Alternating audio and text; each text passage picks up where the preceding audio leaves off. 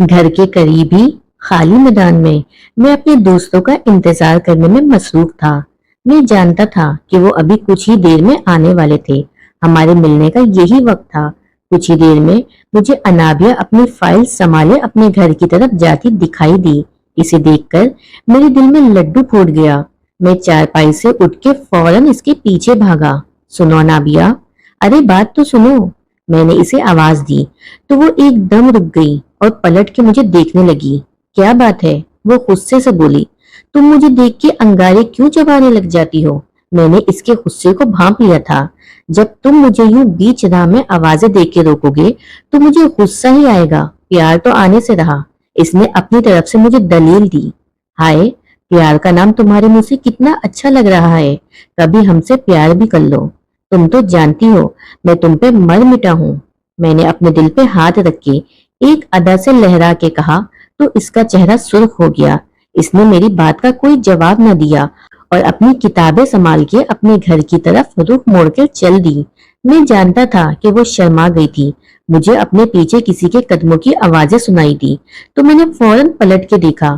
اپنے دوستوں اشرف اور الیاس کو دیکھ کے میں نے سکھ کا سانس لیا۔ کیا بات ہے دوست، آج بڑی باتیں ہو رہی تھی بھابھی سے؟ الیاس نے مجھے چھیڑا تھا۔ تیرے بھائی نے آج محبت کا اظہار کر دیا، میں نے فخر سے سینہ چوڑا اور ہاتھ ہوا میں لہرا کے بتایا تو وہ دونوں میری کمر تھپ تھپانے لگے۔ یہ تو تم نے کمال کر دیا، ہمیں پوری تفصیل تو سنا۔ میں ان دونوں کے ساتھ چارپائی پہ بیٹھ گیا اور اپنے کارنامے کی تفصیل سنانے لگا۔ میرا نام راہیل ہے، میں اپنے بہن بھائیوں میں سب سے چھوٹا تھا۔ مجھ سے بڑے 2 بھائی اور 2 ہی بہنیں تھیں۔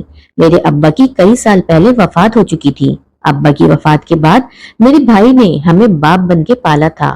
اماں مجھے بہت پیار کرتی تھی، ہر وقت سینے سے لگائے رکھتی کیونکہ میں ابا کی آخری نشانی تھا۔ دوسرے نمبر والے بھائی نے بھی میٹرک پاس کیا تو وہ بھی بڑے بھائی کے ساتھ کام پہ لگ گیا۔ یوں ہمارے گھر کی گزر بسر ہونے لگی۔ ان دونوں بھائیوں نے مل کر میری دونوں بہنوں کی شادیاں کی اور پھر امی نے دونوں بھائیوں کی بھی اپنے ہی رشتہ داروں کی لڑکیوں سے شادی کر دی۔ سب بہن بھائیوں کی شادی ہونے کے بعد میری باری آتی تھی۔ اماں میرے لیے رشتے کی تلاش میں تھی۔ ان کا کہنا تھا کہ جیسے ہی کوئی مناسب لڑکی ملی تو میری شادی کر دیں گی، لیکن اس سے پہلے کہ اماں میرے لیے کوئی لڑکی تلاش کرتی، موت کے فرشتے نے اماں کو چن لیا تھا۔ وہ میری شادی کا خواب لیے اس دنیا سے ہی سدھار گئیں۔ میری دونوں بہنیں کیونکہ اپنے گھروں اور بال بچوں والی تھی، لہٰذا وہ اماں کی رسومات نبھا کے واپس اپنے گھر چلی گئیں اور یوں میں بھابھیوں کے رحم و کرم پہ آ گیا۔ میری بھابھیوں کو نہ تو میری شادی کرنے کا شوق تھا اور نہ ہی کوئی دلچسپی۔ اماں کی موت کے بعد میرا گھر میں دل نہیں لگتا تھا اور میں زیادہ تر وقت گھر سے باہر گزارنے لگا۔ بھائیوں کی تو میں ویسے بھی نہیں سنتا تھا اور بھابھیوں کی اتنی جرت نہیں تھی کہ وہ میرے آنے جانے پہ روک ٹوک لگا سکیں، لہٰذا میں اپنی مرضی سے آتا جاتا۔ ابھی تک مجھے نوکری نہیں ملی تھی اور نہ ہی میں نے نوکری ڈھونڈنے کی کوشش کی تھی۔ ابھی تو میں پڑھائی سے فارغ ہوا تھا۔ میں چاہتا تھا کہ میں کچھ وقت آرام کرنے میں گزاروں اور پھر نوکری کی تلاش کروں۔ آخر ساری زندگی کمانا ہی تو تھا۔ ابھی فی الحال میں فراغت سے لطف اندوز ہونا چاہتا تھا۔ گھر کے قریب کے میدان میں ہم نے اپنا ڈیرا بنا لیا تھا۔ میں اور میرے دوستوں نے مل کر 2 چارپائی کا انتظام کر کے میدان میں رکھ دی تھی اور اب ہم لڑکے سارا دن اسی میدان میں گزار دیتے۔ انابیہ دوسرے محلے سے آیا کرتی تھی۔ وہ ہماری گلی سے گزر کے اکیڈمی کے لیے جایا کرتی تھی۔ ایک دن راہ چلتے بچوں کی گیند اس کے ماتھے سے آ ٹکرائی۔ اس اچانک گیند لگنے سے وہ لڑکھڑا گئی اور کتابیں اس کے ہاتھ سے چھوٹ کے نیچے گر گئیں۔ خوش قسمتی سے میں اس کے پاس سے گزر رہا تھا۔ میں نے فوراً ہاتھ بڑھا کے اسے بازو سے پکڑ کے سنبھال لیا اور اسے نیچے گرنے سے بچا لیا۔ سنبھلتے ہی وہ فوراً نیچے بیٹھ کر اپنی کتابیں اٹھانے لگی۔ میں نے بھی اس کی مدد کی غرض سے زمین پہ بکھری اس کی چیزیں اٹھا کے اسے پکڑا دی۔ چیزیں پکڑتے ہوئے اس نے ایک نظر میری جانب دیکھا اور دھیرے سے میرا شکریہ ادا کیا۔ اس کی نظریں میری نظروں سے ٹکرانے کی دیر تھی۔ میں اس کی گہری بھوری آنکھوں کا دیوانہ ہو گیا اور مجھے پوری امید تھی کہ انابیہ بھی میری نظر کی اسیر ہو گئی تھی جو میں نے اس پہ ڈالی تھی۔ تمام لڑکے مذاق میں اسے بھابھی کہہ کے بلاتے تو میرا دل خوشی سے باغ باغ ہو جاتا۔ میں نے سوچ لیا تھا کہ میں انابیہ سے شادی کروں گا۔ ایک دن میں نے ہمت کر کے انابیہ کو اپنے دل کی بات بتا دی۔ وہ حیران نظروں سے مجھے دیکھتی رہی اور پھر چپ چاپ آگے کی طرف بڑھ گئی۔ اس کی خاموشی اس کا اقرار تھی۔ مجھے پوری امید تھی کہ وہ جلد ہی مجھ سے محبت کا اظہار کر دے گی۔ اب مجھے انابیہ کی خاطر خود کو بدلنا تھا۔ ظاہر سی بات ہے، اگر مجھے اس سے شادی کرنی تھی تو مجھے اس کے لیے نوکری کرنا، کمانا بھی ہوگا۔ میں نے سوچ لیا اور نوکری کی تلاش میں نکل گیا۔ میرے بھائی چھوٹا موٹا کاروبار کرتے تھے۔ میں چاہتا تھا کہ میں ان کے ساتھ ہی بیٹھ کے کام سیکھ لوں جس کا وہ مجھے کچھ منافع دے دیا کرے، مگر ان دونوں نے میری اس خواہش سے صاف انکار کر دیا۔ ان کا کہنا تھا کہ کاروبار میں بامشکل انہی کا منافع نکلتا ہے، ایسے میں وہ اس چھوٹے سے کام میں تیسرے بندے کو شامل نہیں کر سکتے، لہٰذا مجھے اپنا ہی کوئی کام کرنا ہوگا۔ میرے پاس تو اتنے پیسے بھی نہ تھے کہ میں اپنا کاروبار کھڑا کر سکتا، لہٰذا میں نے نوکری کرنا ہی بہتر سمجھا اور نوکری کے لیے دن رات جوتا گھسنا شروع کر دیے۔ مجھے جلد ہی کپڑے کی ایک دکان میں سیلز مین کی نوکری مل گئی۔ مہینے کی تنخواہ 15,000 مقرر ہوئی۔ میں نے نوکری شروع کر دی۔ روٹین کے حساب سے آنا جانا مجھے مشکل لگ رہا تھا، مگر میں انابیہ کی خاطر یہ بھی کرنے پہ تیار تھا۔ میرا سارا دن نوکری پہ ہی گزر جاتا۔ ایک دن چھٹی کے دن میں انابیہ کے پیچھے چل رہا تھا۔ وہ نہ جانے کہاں جا رہی تھی۔ آج وہ اکیلی گھر سے نکلی تھی۔ میں اسے اپنے ساتھ کسی ہوٹل میں لے جانا چاہتا تھا۔ میں کچھ دنوں سے پیسے جمع کر رہا تھا۔ میرے پاس اتنے پیسے اکٹھے ہو گئے تھے کہ میں اسے کسی ہوٹل پہ کھانا کھلا سکوں۔ انابیہ کو شاید معلوم تھا کہ میں اس کے پیچھے ہوں، پھر بھی وہ مجھے نظر انداز کر کے آگے بڑھتی گئی۔ وہ ایک کیفے کے سامنے رک گئی اور اندر داخل ہو گئی۔ میں دل ہی دل میں خوش ہوتا اس کے پیچھے داخل ہو گیا۔ انابیہ ایک میز کی طرف بڑھ گئی، مگر اس میز پہ پہلے ہی کوئی موجود تھا۔ میں یہ دیکھ کے سکتے میں رہ گیا کہ وہ ایک لڑکی کے ساتھ جا کے بیٹھ گئی تھی اور وہ دونوں خوشگوار انداز میں باتیں کرنے میں مگن تھے۔ میں سناٹے کے عالم میں کھڑا انہیں دیکھ رہا تھا اور وہ لڑکا نہ جانے کون تھا۔ وہ ہمارے محلے کا تو نہ تھا۔ میں سخت پریشانی میں واپس پلٹا تھا۔ مجھے جلد از جلد انابیہ کے گھر رشتہ بھیجنا چاہیے، اس سے پہلے کہ بہت دیر ہو جائے۔ میں نے اپنا ارادہ مضبوط کر لیا اور گھر کی جانب چل دیا۔ میں نے اسی دن گھر میں اپنی شادی کی بات شروع کر دی۔ میری بھابیاں حیران تھی کہ ابھی نوکری لگی 1 مہینہ نہیں ہوا اور اس کو شادی کی پڑی ہوئی ہے، مگر مجھے ان کی ان حیرانگی سے کیا لینا دینا تھا۔ میں نے بھائیوں کے کان میں بات ڈال دی کہ وہ اپنی بیویوں کو انابیہ کے گھر میرا رشتے کے لیے بھیجے۔ میرے اصرار پہ میری دونوں بھابیاں انابیہ کے گھر رشتہ لے کے پہنچ گئیں۔ اس کے گھر والوں نے سوچنے کا وقت مانگا تھا۔ میں پر امید تھا کہ وہ رشتے سے انکار نہ کریں گی اور جلد انابیہ میری دلہن بن جائے گی، مگر ایسا نہ ہوا۔ کچھ ہی دنوں میں انابیہ کے گھر والوں نے اس رشتے سے صاف انکار کر دیا۔ میرا دل جیسے کسی نے مٹھی میں جکڑ لیا ہو۔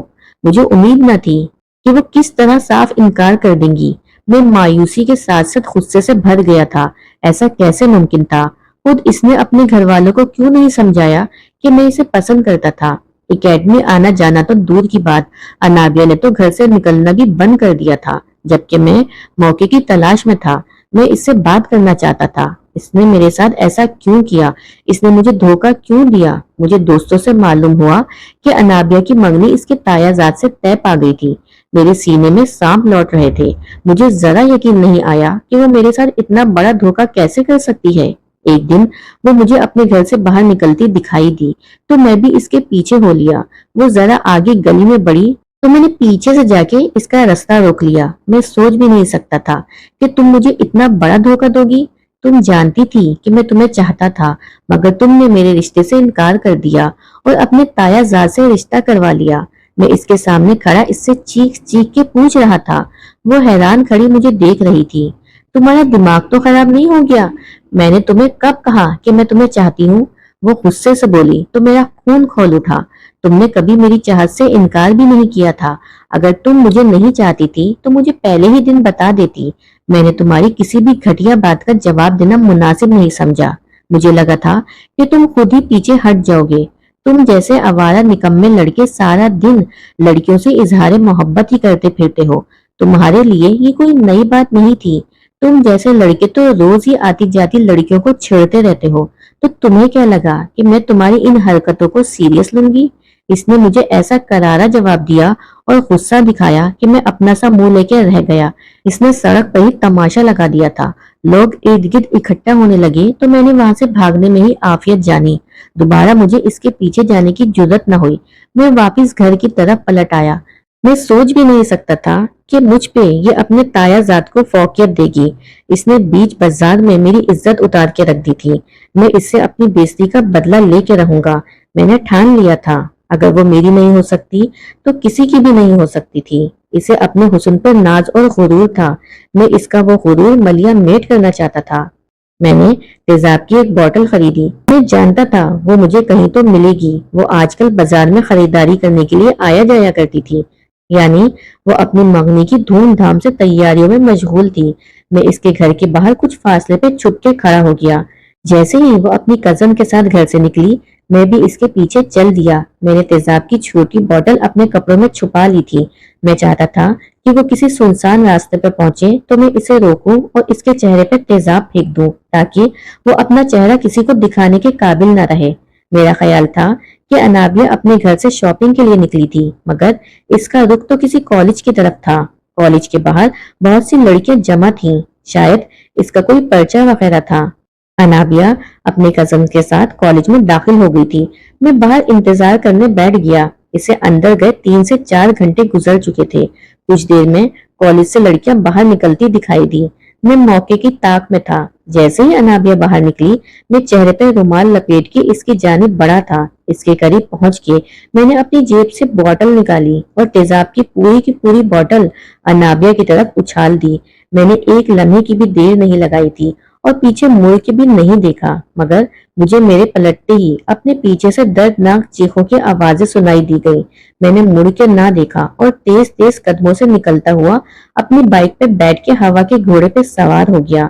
میں جوش میں آ کے اتنا بڑا جرم تو کر بیٹھا تھا، مگر اب میں خوف زدہ تھا۔ اگر انابیہ زندہ بچ گئی تو وہ یقیناً میرا نام سب کے سامنے لے لے گی اور اسے مجھ پہ شک ہو سکتا تھا۔ پولیس تو مجھے ڈھونڈنے میں ذرا دیر نہیں لگاتی۔ میں یہ جرم کر کے بہت پریشان تھا اور اپنے گھر میں چھپ کے بیٹھ گیا تھا۔ میں نے نوکری پہ جانا بھی ترک کر دیا تھا۔ پولیس نے مجھے چند ہی دنوں میں گرفتار کر لیا، مگر مجھے یہ جان کے مایوسی ہوئی کہ میں نے غلطی سے تیزاب انابیہ کے علاوہ کسی اور لڑکی میں پھینک دیا تھا، کیونکہ جس وقت میں نے تیزاب پھینکا اس وقت انابیہ اپنے ہاتھ سے گری فائل اٹھانے کے لیے نیچے جھک گئی اور تیزاب اس سے پیچھے والی لڑکی پہ جا گرا۔ انابیہ نے مجھے پہچان لیا تھا اور اس نے پولیس کو میرے بارے میں باخبر کر دیا۔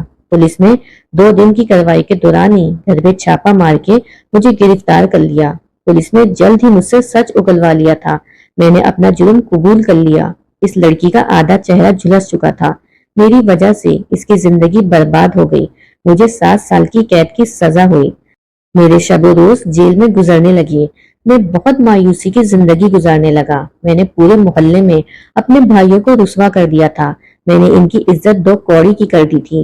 محلے کے لوگ ان کو برا بھلا کہتے تھے تو بھائی آ کے مجھے باتیں سناتے۔ وہ مجھ سے 1-2 بار ہی ملنے آئے تھے، پھر انہوں نے مجھ سے ملنا چھوڑ دیا۔ ان کا کہنا تھا کہ میری وجہ سے انہیں اپنا محلہ تبدیل کرنا پڑا، کیونکہ محلے کے لوگ انہیں وہاں بسنے نہیں دے رہے تھے۔ وہ میرے کیس کی پیروی کر کے مجھے یہاں سے نکالنے کو بالکل تیار نہ تھے۔ ان کا کہنا تھا کہ میں نے بہت بڑا جرم کیا تھا، ایک انسان کو تکلیف پہنچائی تھی، اس کا مستقبل داؤ پہ لگا دیا تھا۔ ایسے میں مجھے اپنے کیے کی سزا بھگتنی چاہیے تھی۔ ویسے بھی ان کے پاس اتنے پیسے کہاں تھے کہ وہ میری رہائی کے لیے وکیل اور عدالت میں پیسے لگاتے۔ میں 7 سال جیل میں پڑا، اپنے کیے پہ پچھتاتا رہا۔ ان 7 سالوں میں میرے اندر بہت سی تبدیلیاں آئیں۔ مجھے احساس ہو گیا تھا کہ میں نادانی میں کیا حرکت کر چکا تھا۔ اگر میں اسی وقت ٹھنڈے دل و دماغ سے کام لیتا تو انابیہ کے بجائے کسی اور لڑکی سے شادی کر کے آج خوش و خرم زندگی گزارتا، مگر میں نے ایسا نہ کیا۔ اس کو پانے کی خاطر اپنی زندگی اپنے ہاتھوں سے ہی برباد کر ڈالی۔ میں 7 سال بعد جیل سے رہا ہوا تھا۔ میرے اپنے گھر والے میرے لیے اجنبی تھے۔ وہ سب اپنی اپنی زندگیوں میں مگن، میرے بارے میں شاید بھول ہی چکے تھے۔ نہ تو کوئی مجھے جیل سے لینے آیا اور نہ ہی ان کا پتہ میرے پاس موجود تھا۔ میں جیسے تیسے کر کے پرانے محلے سے ان کا پتہ معلوم کر کے ان کے گھر پہنچ گیا تھا۔ میرے بھائیوں اور بھابھیوں کو مجھے دیکھ کر کوئی خاص خوشی نہ ہوئی تھی، مگر میرے پاس کوئی اور ٹھکانہ نہ تھا، لہٰذا میں ڈھیٹ بن کے وہیں پڑ گیا۔ میں نے جلد ہی ایک نوکری ڈھونڈ لی. تنخواہ تو کافی کم تھی مگر میرے لیے کافی تھی. میں جلد از جلد اپنے پیروں پہ کھڑا ہو کے یہاں سے جانا چاہتا تھا. کچھ ہی مہینوں میں کرائے پہ علیحدہ مکان لینے کے قابل ہو گیا تھا.